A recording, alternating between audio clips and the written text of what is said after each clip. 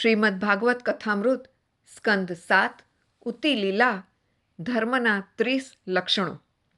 પ્રહલાદ ચરિત્ર સાંભળ્યા પછી ધર્મરાજા નારદજી પાસેથી મનુષ્યના ધર્મ વિશે જાણવાની ઈચ્છા વ્યક્ત કરે છે. આ જગતમાં મનુષ્યનો ખરો મિત્ર ધર્મ છે. કોઈ પણ સાથ ન આપે ત્યારે ધર્મ સાથ આપે છે. કદાચ પૈસાનો નાશ થતો હોય તો થવા દેજો, પણ ધર્મ ન જાય તેની બરાબર કાળજી રાખજો, નહીં તો ધર્મ અને પૈસા બેય જશે. મનુષ્ય માને છે કે સર્વ સુખનું સાધન ધન છે, પણ આ અજ્ઞાન છે. સર્વ સુખનું સાધન ધન નહીં પણ ધર્મ છે. માનવ સૃષ્ટિનું સંચાલન કરવા ભગવાને જે કાયદા બનાવ્યા છે તે જ ધર્મ છે. આજના બનાવેલા કાયદામાં ફેરફાર કરવા પડે છે, કારણ કાયદા બનાવનાર જ વિલાસી હોય છે. રામ રાજ્યમાં વસિષ્ઠ જે કહે તે કાયદો બનતો. હવે નારદજી ધર્મ સમજાવતા સાધારણ ધર્મ અને વિશિષ્ટ ધર્મની વાત કરે છે. સાધારણ ધર્મ એટલે સર્વનો ધર્મ, સર્વેએ પાળવાનો ધર્મ, મનુષ્ય માત્રનો ધર્મ. નારદજી કહે છે, આ ધર્મની કથા ઘણી મોટી છે. આ કથા મેં નરનારાયણના મુખેથી સાંભળી છે. ધર્મના 30 લક્ષણો બતાવ્યા છે. પહેલો ધર્મ છે સત્ય અને છેલ્લો ધર્મ છે આત્મસમર્પણ. સત્ય એ ઈશ્વરનું સ્વરૂપ છે. સત્ય દ્વારા સત્યનારાયણમાં લીન થવાય છે. રાજા હરિશ્ચંદ્ર સત્ય માટે જાણીતા છે. સત્યમાં દ્રઢ શ્રદ્ધા રાખો. મહાભારતમાં સત્યની વ્યાખ્યા સર્વનું કલ્યાણ થાય એવું વિવેકથી બોલવું તે સત્ય છે એવી કરવામાં આવી છે. દ્રોણાચાર્યનું દ્રષ્ટાંત. શ્રી કૃષ્ણ અસત્ય બોલે તે સત્ય છે. દ્રોણાચાર્યના પ્રસંગ વખતે શ્રી કૃષ્ણ અસત્ય બોલ્યા છે, કારણ દ્રોણાચાર્ય બ્રાહ્મણ છે. તે યુદ્ધમાં ભાગ લઈ શકે નહીં. ફક્ત ધર્મના રક્ષણ માટે તે ભાગ લઈ શકે છે. છતાં દુર્યોધન પક્ષે રહી દ્રોણાચાર્ય કુરુક્ષેત્રમાં પાંડવો સામે લડે છે. આ અધર્મ છે. તેમને અધર્મ કે પાપ કરતાં અટકાવવા શ્રી કૃષ્ણ અસત્યનો સહારો લે છે. પણ આ અસત્યનો સર્વના કલ્યાણ શુભ હેતુથી ઉપયોગ કર્યો હતો. યુદ્ધમાં અશ્વત્થામા નામનો હાથી મરી જાય છે. તે વેળા શ્રી કૃષ્ણ ધર્મરાજાને કહે છે, તમે દ્રોણાચાર્ય પાસે જઈ કહો કે અશ્વત્થામા મરી ગયો. ધર્મરાજા દ્રોણાચાર્ય પાસે જઈ કહે છે, અશ્વત્થામા હતઃ, અને ધીરેથી બોલે છે, નરો વા કુંજરો વા. આ સાંભળી દ્રોણાચાર્ય શસ્ત્રનો ત્યાગ કરે છે. શ્રી કૃષ્ણ દૃષ્ટદ્યુમ્નને તેમનું માથું વિંધવા કહે છે. દ્રોણાચાર્ય મર્યા છે. સર્વનું કલ્યાણ થયું છે. શ્રી કૃષ્ણની દ્રષ્ટિએ સર્વના કલ્યાણની દ્રષ્ટિએ વિવેકથી બોલવું તે સત્ય છે. 2. દયાભાવ. બધા ઉપર દયાભાવ રાખો, પણ દયા બહુ વિવેકથી કરો. કેટલીક દયા ઈશ્વર ભજનમાં અગવડરૂપ થાય છે. તુલસીદાસે પણ કહ્યું છે કે ઘટમાં પ્રાણ છે ત્યાં લગી દયા કર્યા કરવી, પણ દયા વિવેકથી કરો. પવિત્રતા. ધર્મનું આ ત્રીજું લક્ષણ છે. પવિત્રતા રાખવી એ સર્વનો ધર્મ છે. આજકાલ લોકો શરીરને બહુ શુદ્ધ રાખે છે, પણ મનને કોઈ શુદ્ધ રાખતું નથી. મન શુદ્ધિ, ચિત્ત શુદ્ધિ જરૂરી છે. શરીર કરતાં મનથી વધારે પાપ થાય છે. તન મન શુદ્ધ રાખો. તપશ્ચર્યા. વાણી, વર્તન અને વિચારને શુદ્ધ રાખો એ જ તપશ્ચર્યા છે. તિતિક્ષા. તિતિક્ષા રાખવી એ સર્વનો ધર્મ છે. સુખ દુઃખ આવે સહન કરવા. શત્રુ પ્રત્યે પણ સદ્ભાવ રાખવો તો ભગવાન અવશ્ય તમારા પક્ષમાં આવી તમારા શત્રુને સજા કરશે.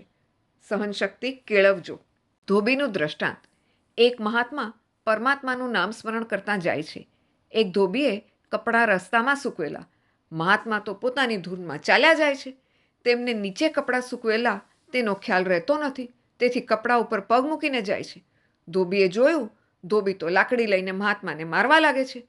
ભગવાન વિચારે છે કે મહાત્મા મારું નામ સ્મરણ કરતા જાય છે. જો હું તેમનું રક્ષણ નહીં કરું તો મારી આબરૂ જશે. તેઓ મહાત્માનું રક્ષણ કરવા, મહાત્માને બચાવવા વૈકુંઠમાંથી આવ્યા છે. તેવામાં મહાત્માએ પણ ધોબીને મારવા લાકડી ઉગામી. પ્રભુએ આ જોયું. તેઓ ત્યાંથી પાછા વળ્યા. પ્રભુને પાછા આવેલા જોઈ લક્ષ્મીજી પૂછે છે, તમે તરત પાછા કેમ આવ્યા? પ્રભુએ જવાબ આપતા કહ્યું, હવે એ મહાત્મા રહ્યા નથી. હવે 2 ધોબીઓ લડે છે. મહાત્મા સહન કરવાનું છોડી દઈ ધોબી જેવા બન્યા છે. મારી હવે જરૂર નથી. જીવ દીન થઈ ઈશ્વરના ચરણમાં રહે તો અપમાનની અસર તેના ઉપર નહીં થાય. તેનામાં અભિમાન હશે તો અસર થશે. અહિંસા, કાયા, વાણી અને મનથી કોઈને દુભવવા નહીં, એ જ અહિંસા છે. જેના સંગથી સ્વભાવ બદલાય તે સંત છે.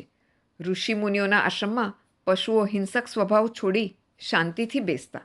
બ્રહ્મચર્ય, શરીરથી બ્રહ્મચર્યનું પાલન કરવું, પરંતુ આંખ અને મનથી પણ બ્રહ્મચર્યનું પૂરું પાલન કરવું જોઈએ.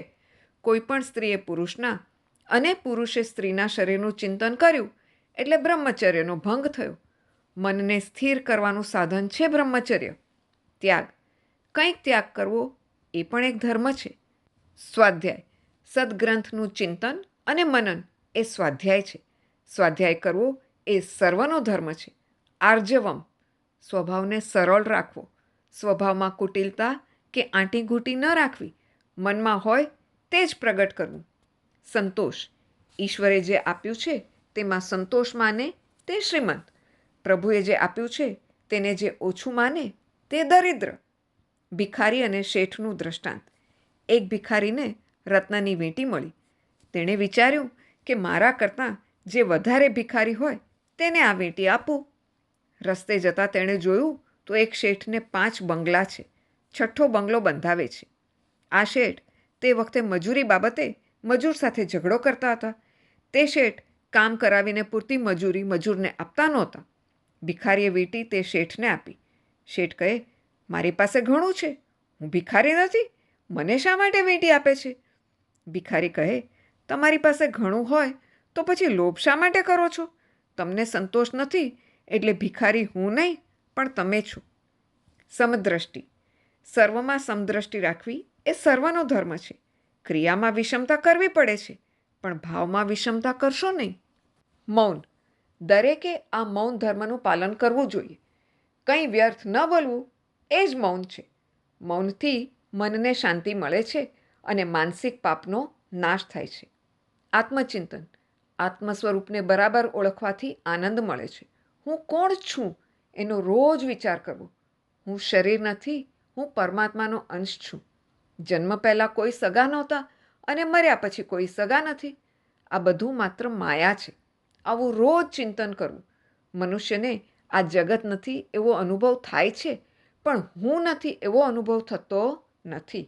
જ્યાં સુધી મનુષ્ય પોતે પોતાના સ્વરૂપને ન જુએ ત્યાં સુધી તેને આનંદ મળતો નથી. શેઠનું દ્રષ્ટાંત. એક શેઠે મરતા પહેલાં પોતાની વહીમાં લખી રાખેલું કે ગંગા જમનાની મધ્યમાં ₹1,00,000 છે. છોકરા વિચારવા લાગ્યા, ગંગા અને જમના 2 મોટી નદીઓ, તેની વચમાં આ જગ્યા શોધવી ક્યાં? તેઓને કંઈ સમજણ પડતી નથી. ત્યાં જૂના મુનિમ ફરતા ફરતા આવી ચડ્યા. તેમણે કહ્યું, તમારા ઘરમાં ગંગા યમુના નામની 2 ગાયો છે. તેને જે જગ્યાએ બાંધવામાં આવે છે તેની વચ્ચે આ રૂપિયા છે. આ દ્રષ્ટાંતનો આધ્યાત્મિક અર્થ એવો થાય છે કે ગંગા જમના એ ઈંગળા પિંગળા નામની 2 નાડીઓ અને તેની મધ્યમાં સુષુમ્ના નાડી છે. કોઈ ગુરુ આ સુષુમ્ના નાડીને જાગ્રત ન કરી આપે ત્યાં સુધી બ્રહ્મના દર્શન થતા નથી. પેલા શેઠના છોકરાને ગંગા જમના એમના ઘરમાં જ છે છતાં તેની ખબર નથી. તેમ આપણને આપણી અંદર રહેલા પરમાત્માની ખબર નથી. કોઈ ગુરુ બતાવે તો જ જડે. 15. પંચમહાભૂતોમાં ઈશ્વરની ભાવના કરવી એ ધર્મ છે. કૃષ્ણ કથાનું શ્રવણ કરવું એ ધર્મ છે.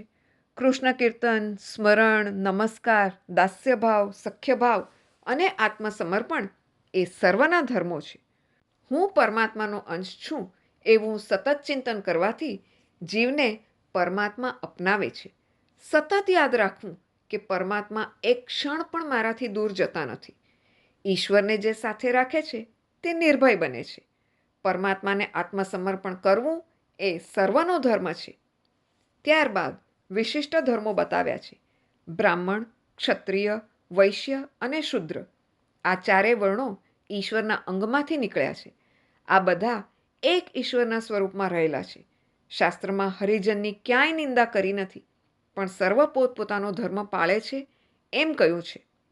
બ્રાહ્મણનો ધર્મ અધ્યયન, અધ્યાપન, દાન લેવું, દાન આપવું, યજ્ઞ કરવો અને કરાવવો આ 6 બ્રાહ્મણના ધર્મો છે. પ્રજાનું રક્ષણ કરવું એ ક્ષત્રિયનો ધર્મ છે. ગૌરક્ષા, ખેતી અને વ્યાપાર દ્વારા પોતાની આજીવિકા ચલાવવી એ વૈશ્યનો ધર્મ છે અને ત્રણેય વર્ણની સેવા કરવી એ શૂદ્રનો ધર્મ છે. ત્યાર પછી સ્ત્રીઓના ધર્મનું વર્ણન કર્યું છે. સ્ત્રીનો ધર્મ પતિમાં ઈશ્વરનો ભાવ રાખે તો સ્ત્રીને જલ્દી મુક્તિ મળે છે એમ કહ્યું છે. સ્ત્રીનું હૃદય લાગણી પ્રધાન હોય છે. પતિવ્રતા સ્ત્રી અનસૂયાની જેમ બ્રહ્મા, વિષ્ણુ અને મહેશ એ ત્રણેય દેવોને બાળક બનાવી શકે છે. કૃષ્ણાર્પણ.